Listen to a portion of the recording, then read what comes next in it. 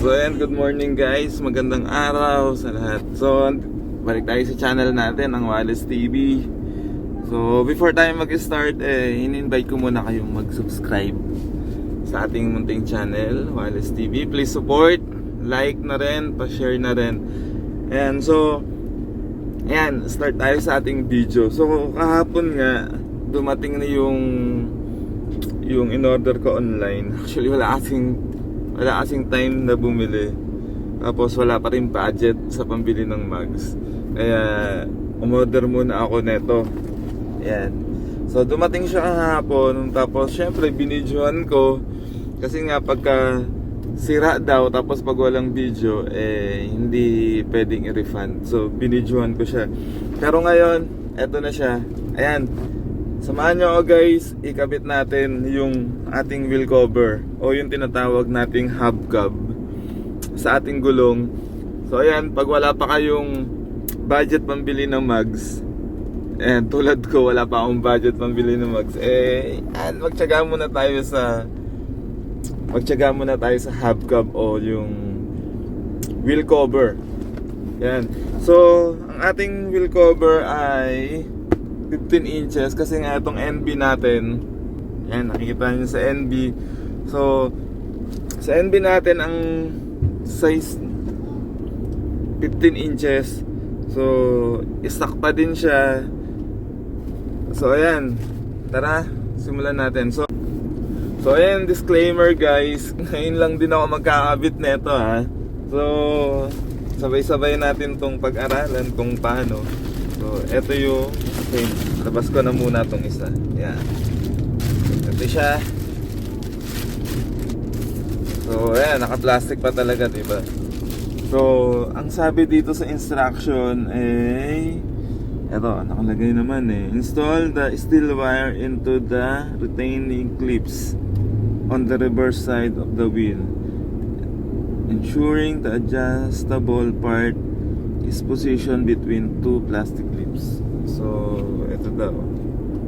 So asan yung, so eto.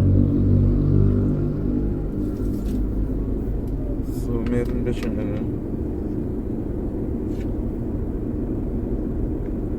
so wala walang duktong so ilalagay siya dito. Yan ayan na, irakabit ko na guys ha.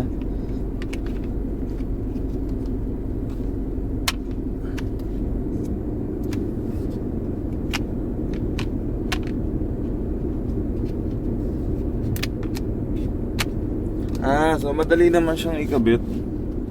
Ayan, inaano lang talaga.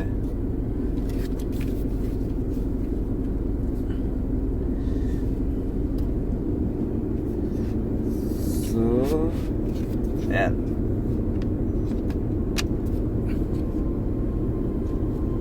So ayan, nailagay ko na yung, so ito yung steel wire. So naikabit na.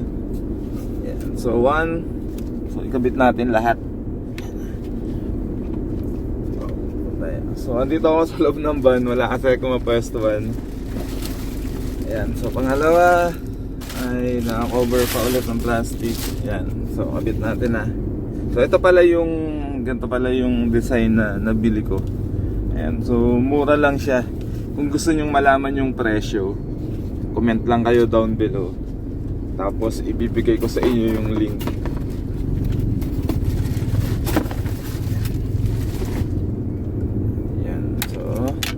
Natin. Ayan. Iniipit lang guys.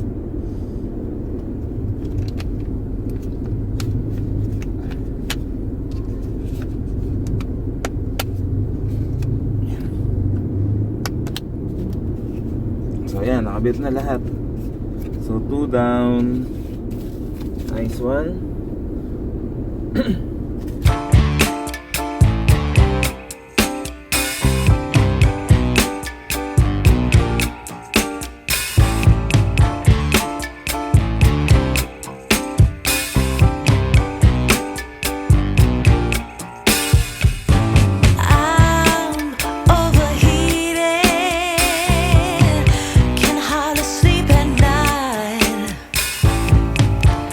Doing crazy dreaming.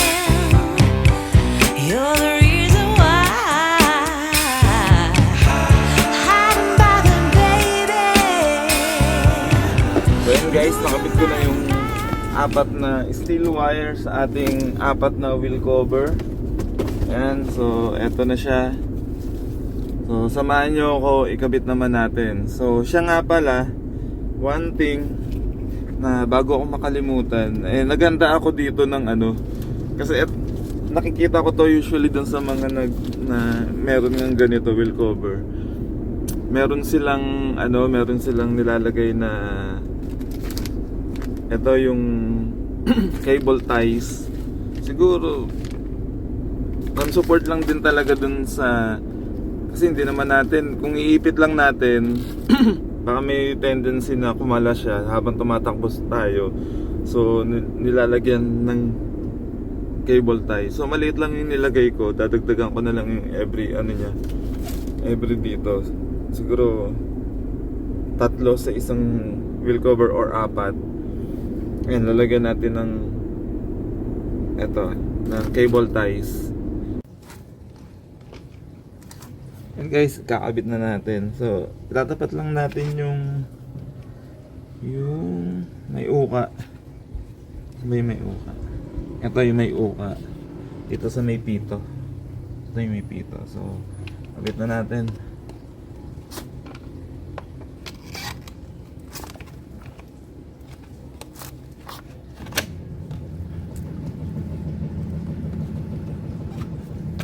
Yun.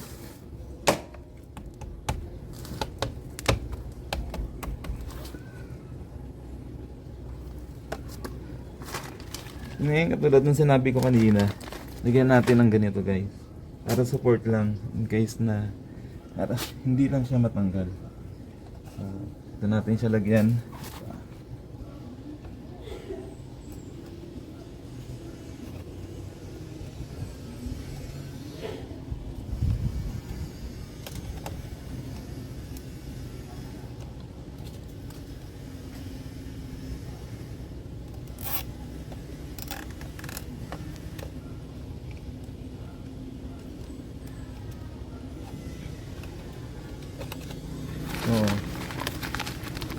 Kahit dalawa.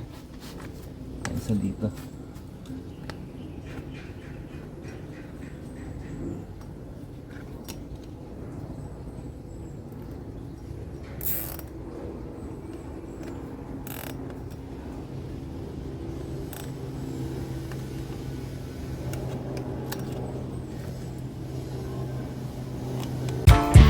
Ayan, so ayan na guys. Ito dalawang tali yung support lang.